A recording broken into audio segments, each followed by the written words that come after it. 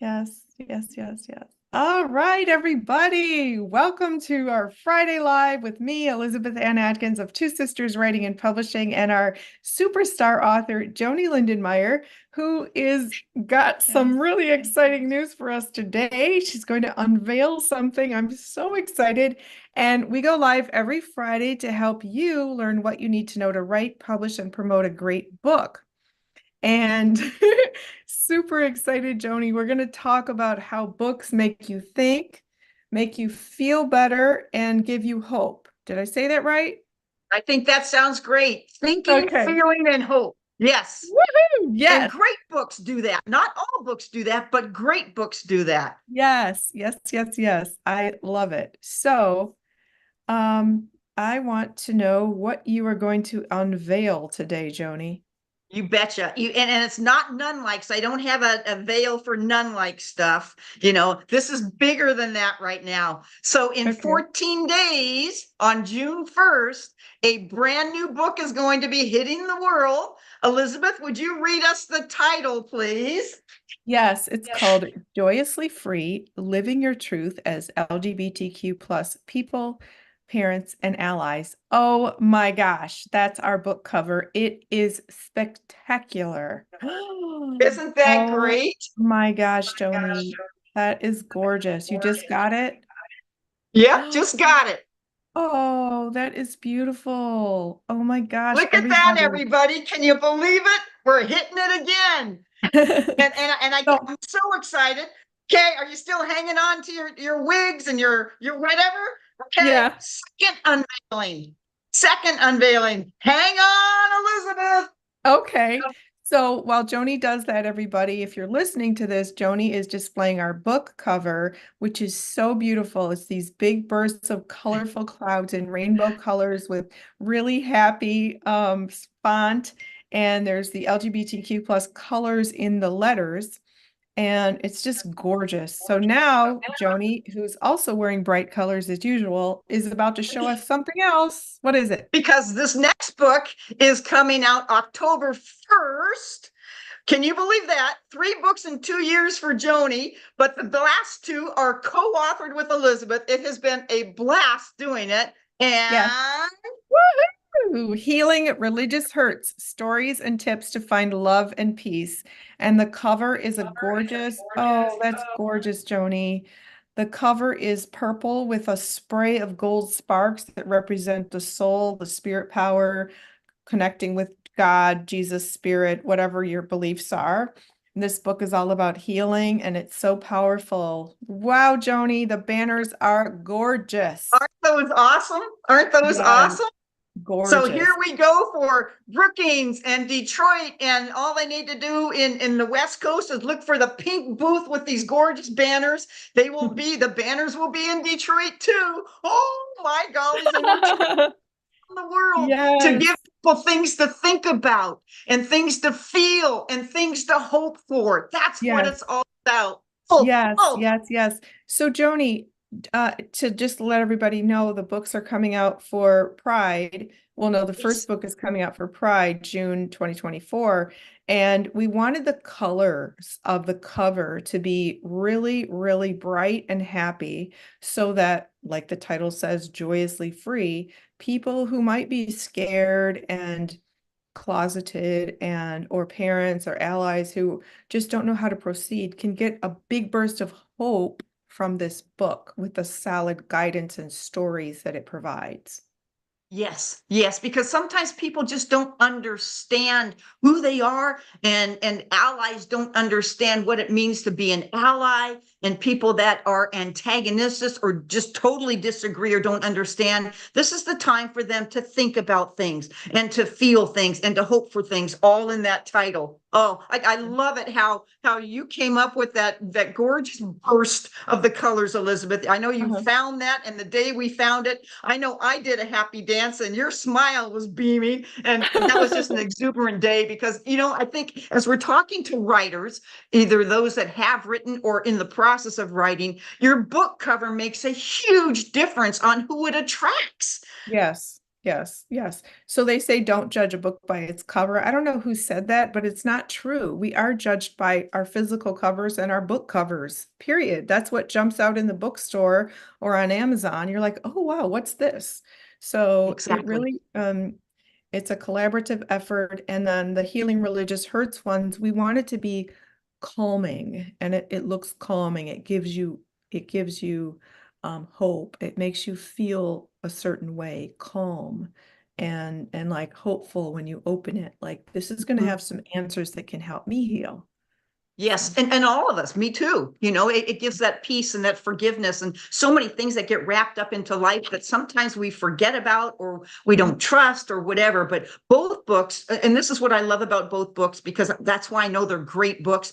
They are self-help books. We are spilling out stories about personal stories, vulnerable stories from myself, from you, from 32 contributors that put it into Joyously Free. And then the tips, the actual guides that will help people and answer questions. And so, oh my gosh, I have a few props to go with our conversation today, Elizabeth, Okay. and as we kick it off, but it's just so exhilarating to know that it's 2 weeks out.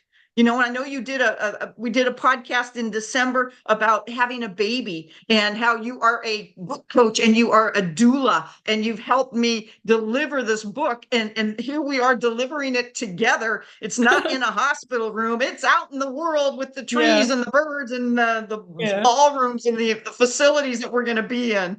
yeah, Thank you yeah. from my heart. Thank you. A dream come true. Oh, wow, Joni. Wow, that's amazing. That's amazing. Thank you. Writing a book is like having a baby, and you have to nurture it from the very beginning and then bring it into the world and protect it and share it and celebrate. And you have a team around you to make it happen. And so thank you for that. Oh my gosh, it's an honor Welcome. to help you and other people write their books as a coach, as an editor, and as a publisher. So these two books, Joni and I actually wrote together, and we've been talking about them on all our other podcasts. So please listen or watch. We're so proud of this endeavor. Last week we talked about how to collaborate with somebody to write a book. So today, Joni, talk about how great books make you think a certain way, feel a certain way, and inspire hope. Absolutely. Okay, so here we go. Think, feel, and hope. We're going to start off with a thinking cap.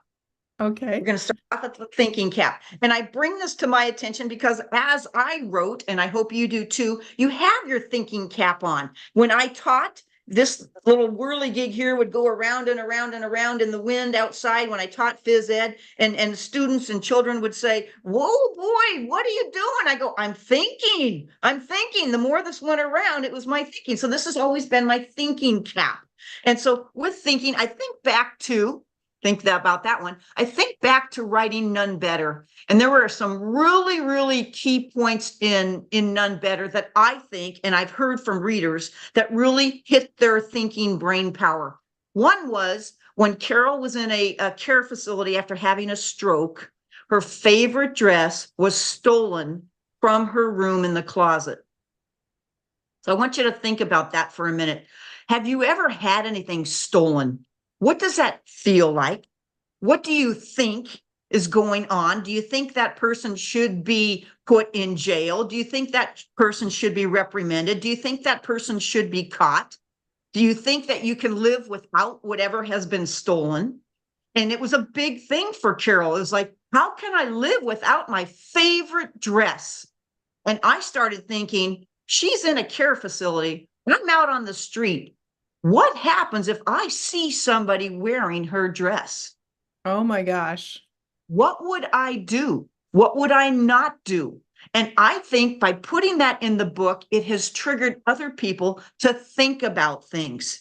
How do you respond when something negative happens? What do you think about that? So anyway, that's just something to think about. The other one I was thinking about in my book is just my vows, how I discerned and thought about how do I live these vows? How do I need to move away from those vows? The whole process of thinking and discerning is really, really important. And those came out really, really big in None Better.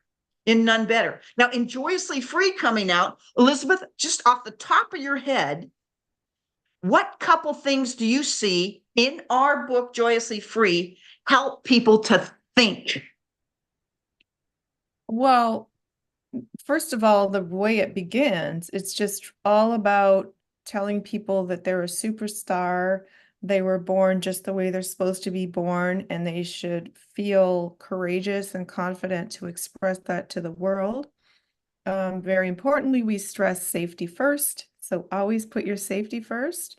But Yes. secondly, the contributors. We have 32 contributors from across America who share their courageous stories about being gay, trans, being parents of gay people, um, being allies. And it's really incredible to have all these voices in one place to provide the stories and tips that can inspire others. And then, Joni, you, of course, share your personal stories and experiences and tips.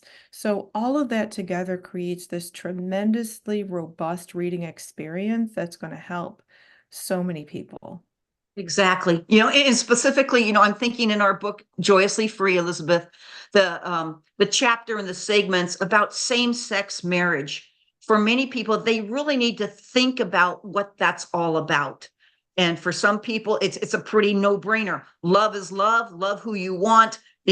What you do in your own home is your thing. And for other people, it's not that. They just don't get it. They're bent on a heterosexual world with a man and woman relationship. So for them to think differently, to think out of the box, that there are beautiful people that are in same-sex relationships and marriages, that just comes true. And the other one I was thinking about was the allies. In our Joyously Free book, we have a lot of allies that are coming forth and talking about their experience as an ally. And I think that will help people to think more about everyone being inclusive instead of just in their own world. And when you have an ally that stands up for an LGBTQ person, or a person that stands up for somebody that is bullying somebody, or a person standing up against a corporation or an institution that is not doing right things and just things and equality things, then I think this is a way that a great book, can help people to think about these things they've never thought about.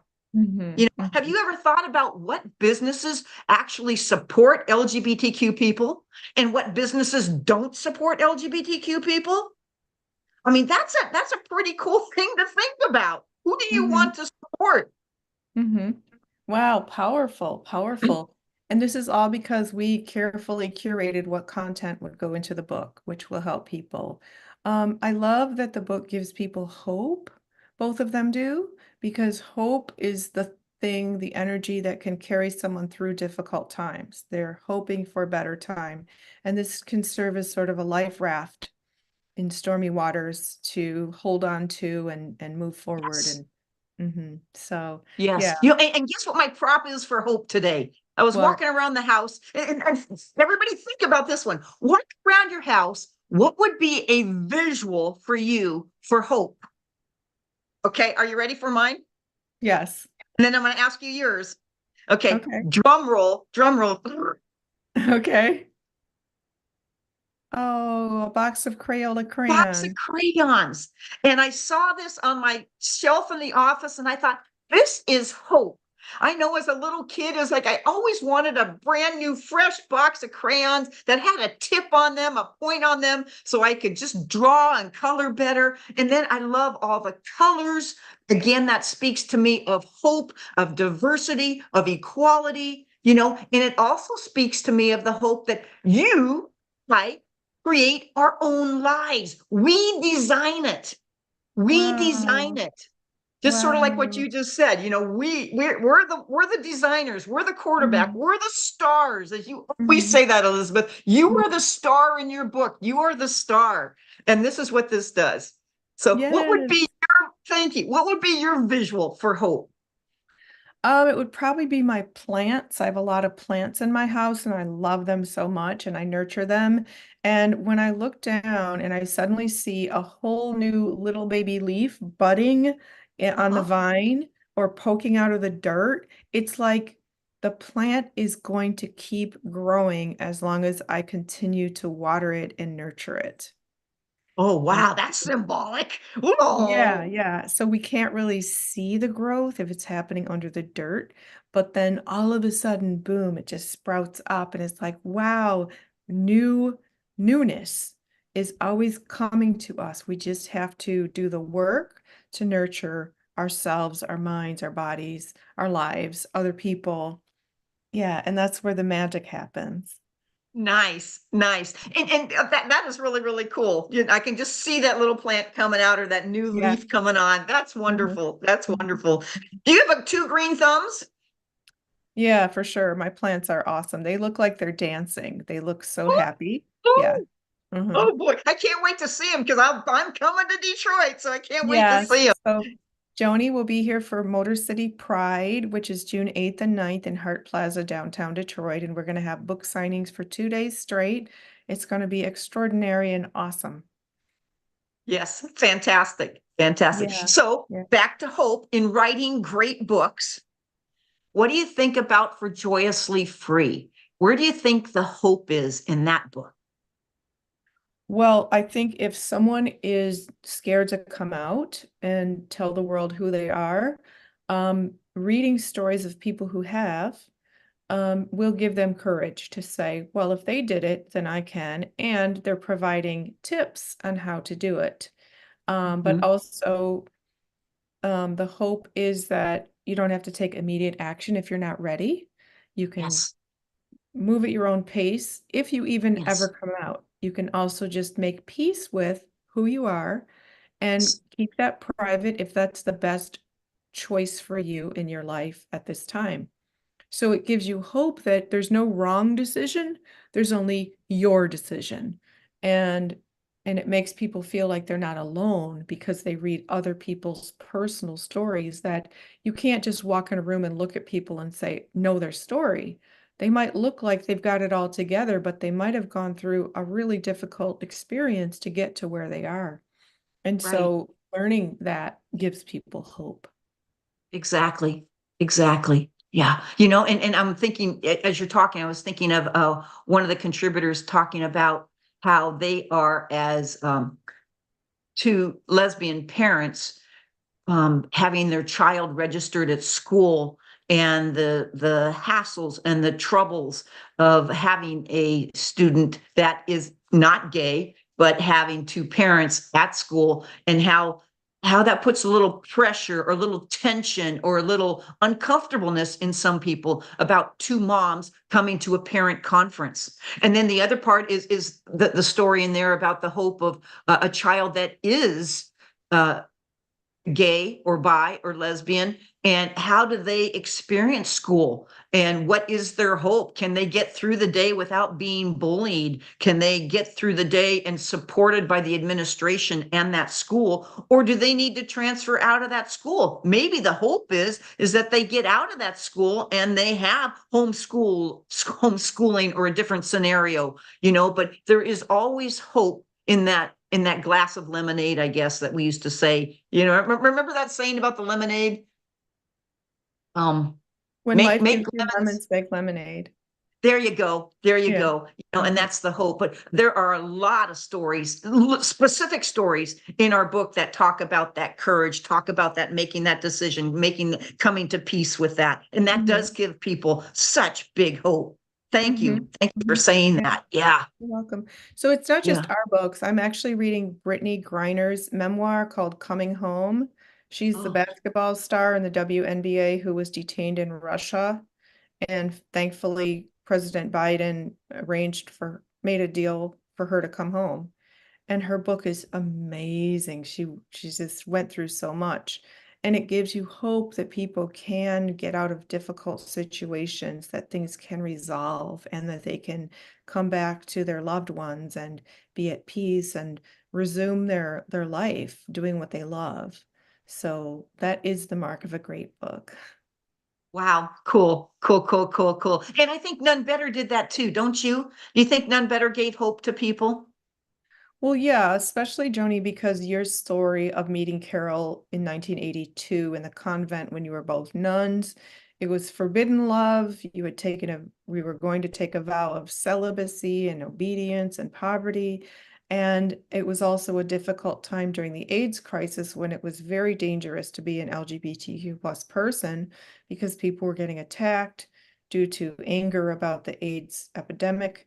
And so your courage is such a tremendous um, beam of light for people to follow, to find that hope, to follow a path. You and Carol blazed your own trail at a very Thank you. difficult and dangerous time. Yeah. So it sure Thank gives you. people hope because today's circumstances are far different. Gay marriage is legal.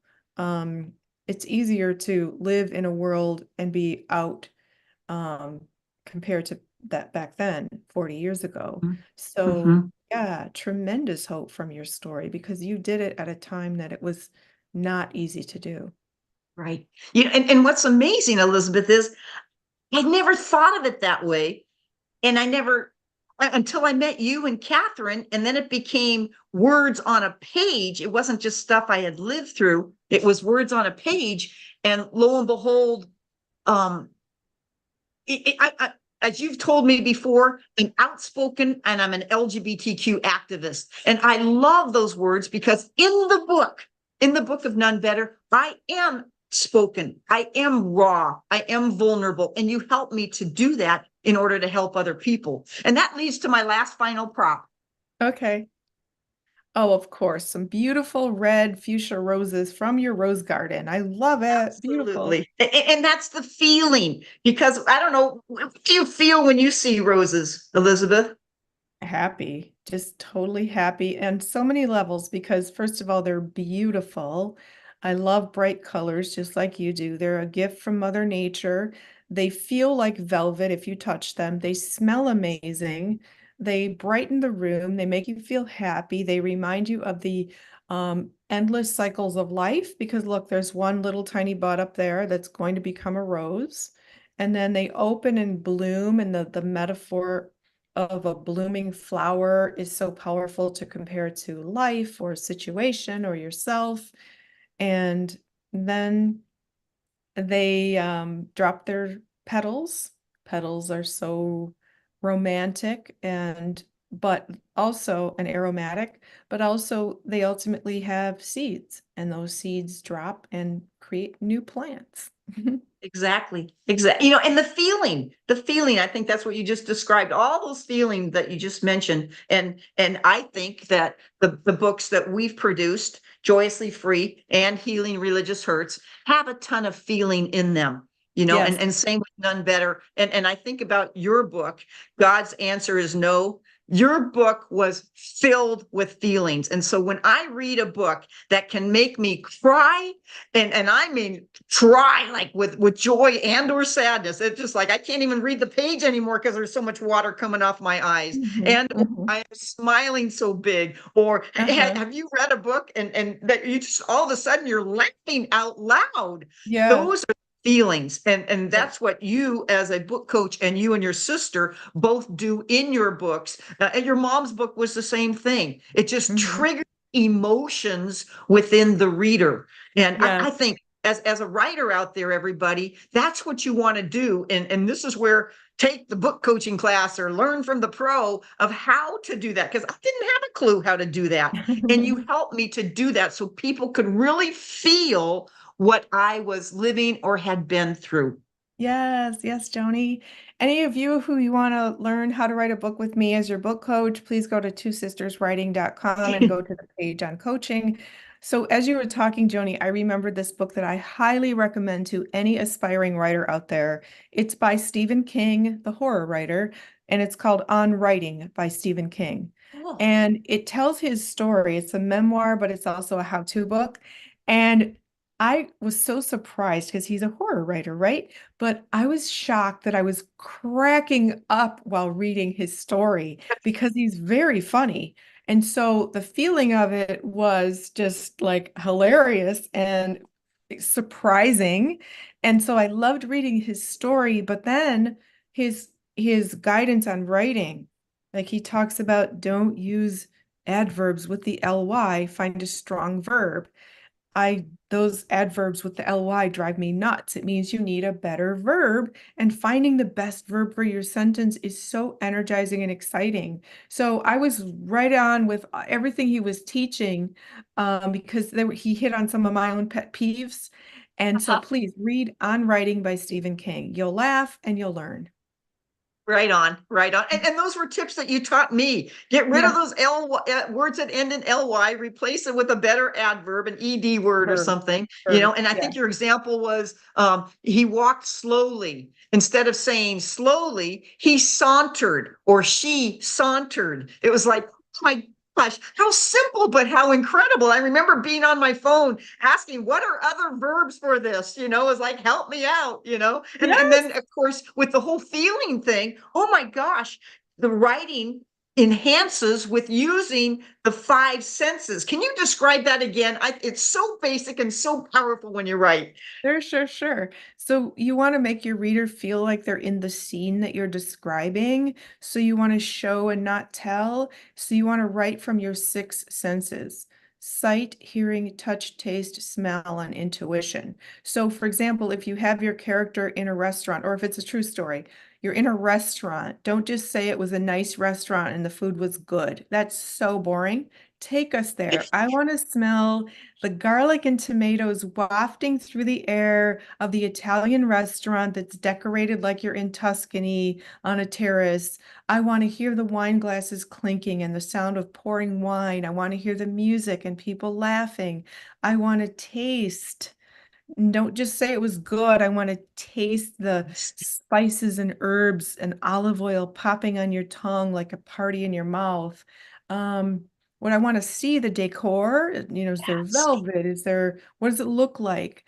And the intuition. The intuition, that's the vibe, the feeling of the place, which could be hopefully joyous and fun and safe and happy, but it could also be juxtaposition of this wonderful experience with food, a sense of danger, or a romantic breakup happening in this beautiful place. So write with your six senses and your reader will feel like they're there. Mhm. Yeah. Oh, wonderful, wonderful, Yeah, yeah, wonderful. Oh man, yeah. you are such a great coach. You are such a Thanks, great coach. Joanie. You're a superstar student. So do you have any last tips before we wrap up? No, other than when you read a book and write a book, think, feel, and hope. I think those are the pretty cool basic things. You tell Yeah. me, what are your last words? My last words are, when you're writing from a space of connection to spirit, which is a very spiritual experience to write, it's going to pour out in a way that automatically inspires good feelings, and hope. So just go with the flow, get in that flow state when you're writing and trust the process, and it's just going to flow out beautifully. Awesome. Awesome. Way to go. Way to go. All right. Thank you, Joni, for these wonderful surprises and unveilings. And all of you, please watch all of our other episodes and listen to them as well, because every Friday we go live to teach you everything you need to know to write, publish, and promote your books. You can pre-order Joyously Free and Healing Religious Hurts at twosisterswriting.com in the bookstore. You can also get Joni's first book, Nun Better, there. And they're also on Amazon, Barnes& and Noble, and wherever you buy your books. So please visit our website. You can contact Joanie on Facebook at Joanie Lindenmeyer, and also follow her on TikTok at Joanie Lindenmeyer. And you can also contact me at twosisterswriting.com and drop us a note here, because we'd love to hear any ideas or questions that you have for future podcast episodes. So thank you, and thank you, Joanie.